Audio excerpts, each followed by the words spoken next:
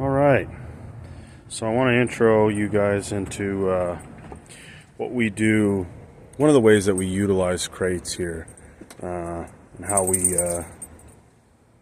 try to harness some of their resource drive to amplify their experience in the crate. So they've been out here for a little bit, little bathroom break. Everyone's good.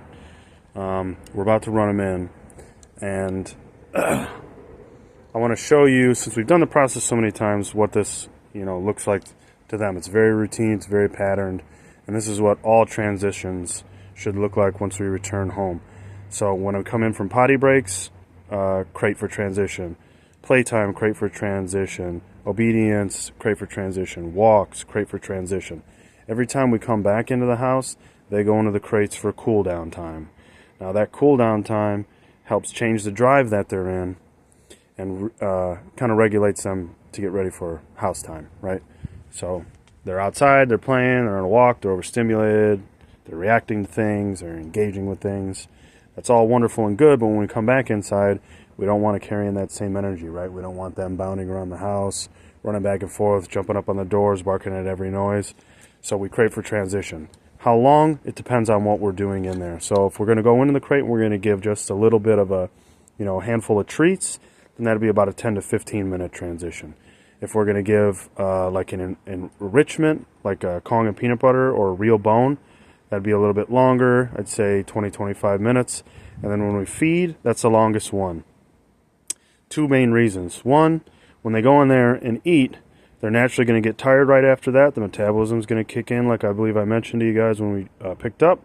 And they're going to naturally get tired, and that's what we want to associate the crate with, is that calm, relaxed, sleepy, nap time behavior. So if we can use the food digestion period to transition us right into being tired, let's use it.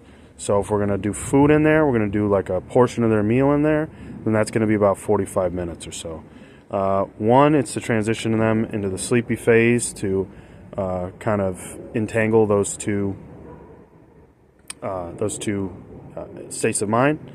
But two, after dogs eat, they need at least 30 minutes before any exercise, even in the house, even playing with toys, even rolling around, wrestling with each other, even minor stuff like that is not encouraged, because it could lead to bloat, especially dogs like her, working breeds like that, with that narrow kind of frame. A lot of times they can experience bloat, and that's potentially very harmful. So here's what it looks like when we run in.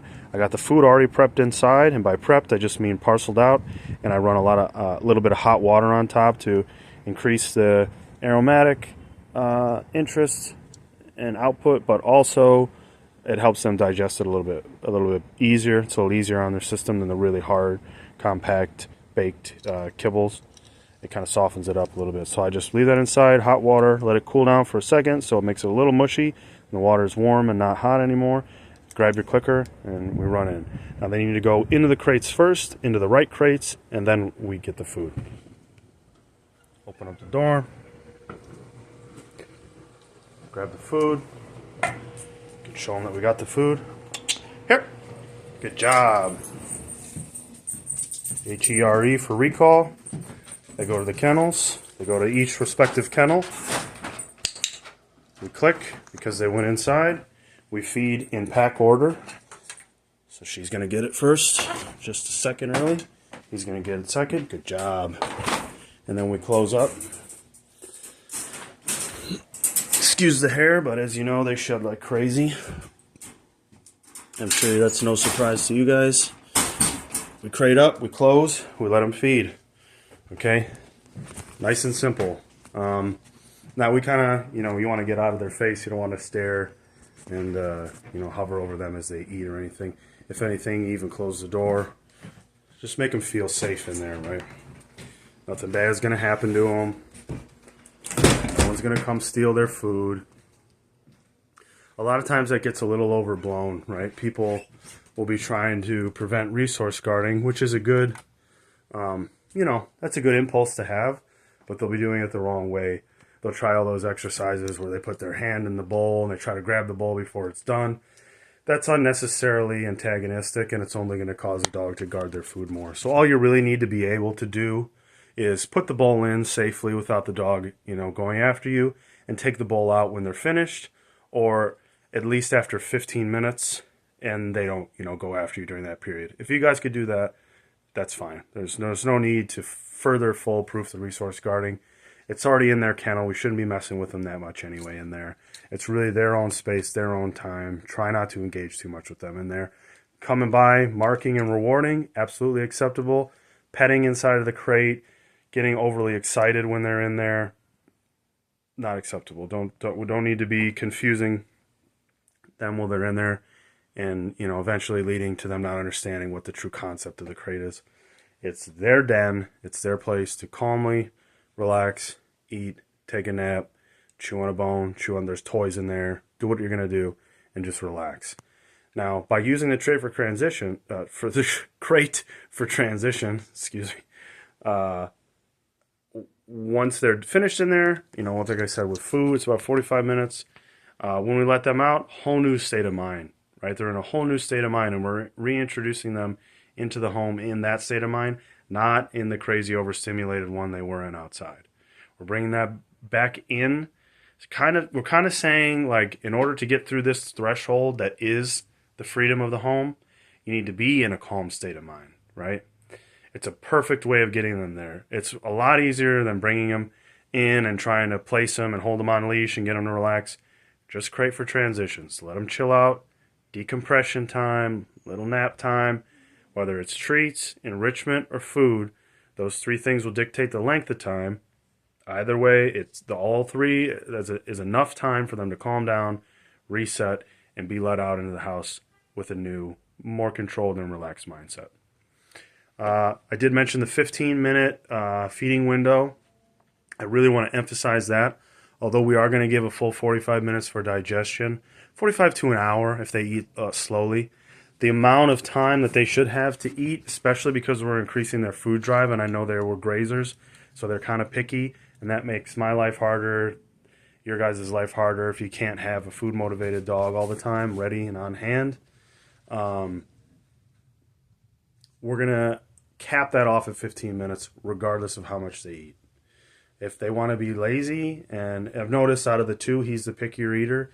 If he wants to let that bowl sit, because he thinks, hey, food's always here, food's not a resource I need to work for, sorry, bud, not how we're going to do it anymore. 15 minutes, that bowl is pulled, no matter what, no matter how much they've eaten. Trust me, he's already gotten it here, he'll get it there, he'll learn to eat within that 15 minutes. It's enough time where they could take their time eating, they don't need to rush, but they do still stay motivated because they're like, hey, this resource is provided in this small window by this person and by you guys eventually at home. I need to appreciate that. I need to take advantage of that. I need to listen to their direction, and I need to consume this resource in a reasonable amount of time. That keeps the food drive high because, one, it associates food with us, right? It pairs food with us. We kind of become a resource in a way where now they don't just see food as this thing that's ever present. They don't think it comes from a bowl or comes from a bag. When you use it for obedience and behavior work like this, they know it comes from us. And that increases our value at the same time that it increases the value of the food. So we need to pair those things in their mind. So it's only been a couple minutes. I don't bug them normally this much, but since we're doing the video, we'll come swing back through. Also want to check on the fact that they're not going to bark when I come in. And no barking, guess what that gets? A click. Good job. One's already finished. He's got half, but he's still got a few minutes to eat that. And like I said, if he doesn't, pull the bowl. That's it. 15 minutes, no argument, no debate. And that food drive will remain high for the rest of their life. And when you got a dog with a high food drive, you can put them in your pocket so much more easily. You can pull out food at any moment, that is, let's say, a high threshold moment, right? A big challenge to them, something that they're not normally comfortable with.